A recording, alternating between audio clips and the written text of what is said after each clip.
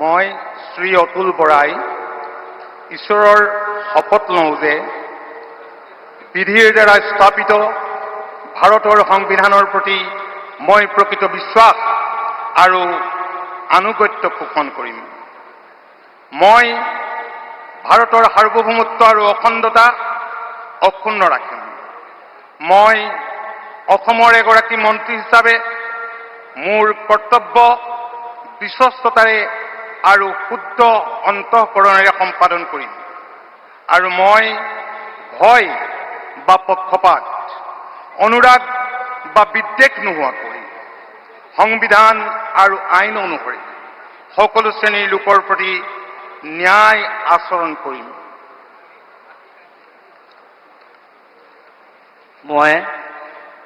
মই শ্ৰী অতুল বৰাই ঈশ্বৰৰ নামত শপত লওঁ যে অসমৰ এগৰাকী মন্ত্ৰী হিচাপে মোৰ কৰ্তব্যৰ যথাযথ সম্পাদনৰ বাবে আৱশ্যক হোৱাৰ বাহিৰে মই এনে বিষয় যি অসমৰ এগৰাকী মন্ত্ৰী হিচাপে মোৰ বিবেচনাৰ বাবে অনা হ'ব বা মোৰ জ্ঞাত হ'ব তেনে বিষয় মই কোনো ব্যক্তি বা ব্যক্তিসমূহৰ ওচৰত প্ৰত্যক্ষ বা পৰোক্ষভাৱে অৱগত বা প্ৰকাশ নকৰিম।